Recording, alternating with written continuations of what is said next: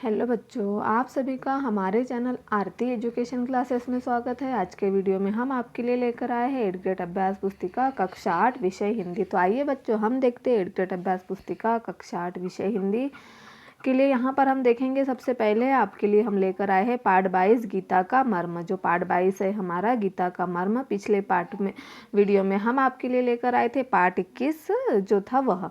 अब हम पाठ 22 गीता का मर्म देखते हैं। यहाँ पर हमें जो प्रश्न उत्तर दिए हैं उसे, और आप इन प्रश्न उत्तरों की तैयारी अच्छे से कर लीजिए क्योंकि यह आपकी वार्षिक परीक्षा में आने वाले हैं। प्रश्न नंबर 1 है गीता का मर्म।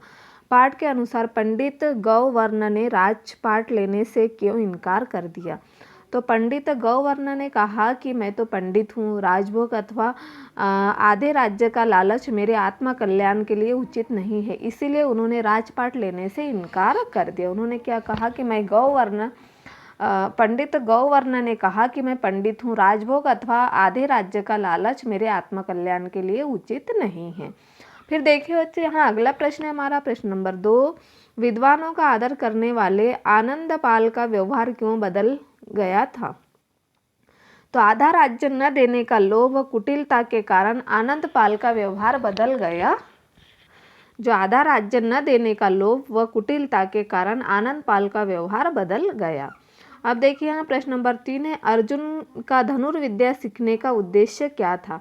तो सत्य व न्याय की रक्षा, दुष्टों का दमन, असहायों की सहायता तथा धर्म की रक्षा हेतु अर्जुन ने धनुर्विद्या प्राप्त की थी। अर्जुन ने धनुर्विद्या सीखने का क्या उद्देश्य था? क्योंकि देखिए, सत्य व न्याय की रक्षा, दुष्टों का दमन, असहायों की सहायता तथा धर्म की रक्षा हेतु अर्जुन ने धनुर्विद्या प्राप्त की। फिर है प्रश्न नंबर 4। राजा आनंद दयाल ने पंडित गौवर्ण को हतोत्साहित करने के लिए क्या किया? तो राजा आनंद दयाल ने पंडित गौवर्ण को हतोत्साहित करने के लिए जानबूझकर मर्म ना समझने की बात कही। जो राजा आनंद दयाल ने क्या किया? पंडित गौवर्ण को हतोत्साहित करने के लिए जानबूझकर मर्म ना समझने की बात कही। अब देखते हैं हम यहाँ पर प्रश्न नंबर 5। महायोगी विशाख के अनुसार राजा आनंदपाल और पंडित गौवर्ण ने गीता के मर्म को क्यों नहीं समझा था? तो महायोगी विशाख के अनुसार गौवर्ण यदि गीता का मर्म जानते तो भी वे इस प्रपंच में ना पढ़ते, तथा राजा आनंदपाल गीता का मर्म जानते तो वे इसका अनादर न करते। प्रश्न नंबर 6 है, विद्वानों और पंडितों द्वारा राजा आनंदपाल को गीता का मर्म समझाने के लिए क्या क्या प्रयास किए गए? विद्वानों और पंडितों द्वारा राजा आनंदपाल को गीता का मर्म समझाने के लिए गीता का महत्व, उसके श्लोकों की विवेचना करते, अर्थ समझाते तथा अनेक उदाहरणों के माध्यम से व्याख्या करते थे। जो विद्वान और पंडित द्वारा क्या हुआ? राजा आनंदपाल को गीता का मर्म समझाने के लिए गीता का महत्व, उसके श्लोकों की विवेचना करते, अर्थ समझाते तथा अनेक उदाहरणों के माध्यम से व्याख्या करते थे। फिर यहाँ पर प्रश्न नंबर 7 है, गीता का मर्म पाठ के अनुसार गीता का मर्म वास्तविक ज्ञान क्या है? उदाहरण सहित लिखिए। तो गीता का मर्म पाठ के अनुसार मर्म निम्न है। बिना फल की इच्छा के कर्म करते रहना चाहिए, निर्बल को सफल बनाने का प्रयत्न करना चाहिए, नारी को हर संभव सुरक्षा प्रदान करना चाहिए, सत्य व न्याय की रक्षा करना चाहिए और लालच रखते हुए हमें कोई कार्य नहीं करना चाहिए। यह है हमारा गीता का मर्म का जो वास्तविक ज्ञान है वह। अब हम यहाँ पर देखेंगे मूल्यांकन 15 प्रश्न नंबर 8। अर्जुन का प्रसंग सुनने के बाद राजा आनंद दयाल के विचारों में क्या परिवर्तन हुआ? तो इस प्रसंग को सुनने के बाद राजा समझ गया कि उनका कार्य जन कल्याण होना चाहिए, न कि राजभोग विलास। उनका जो कार्य है वह कैसे जन कल्याण का होना चाहिए, न कि राजभोग के विलास का।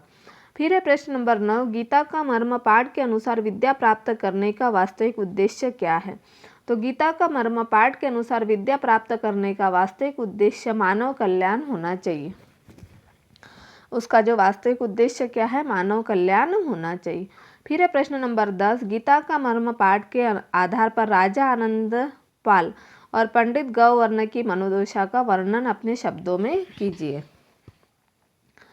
तो इस पाठ के आधार पर राजा आनंदपाल के मन में हलचल मचा दी। उन्हें लगा कि राजा के रूप में उनका कार्य जन कल्याण होना चाहिए, राजा भोग की लिप्सा नहीं।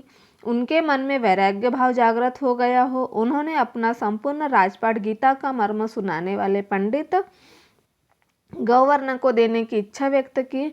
उधर महाज्ञानी गौवर्ण सोचने लगे कि मैं तो पंडित हूँ, राजभोग अथवा आधे राज्य का लालच मेरे आत्म कल्याण के लिए उचित नहीं। उनके मन में भी विरक्ति पैदा हो गई और वे राजपाट के मोह से मुक्त हो गए।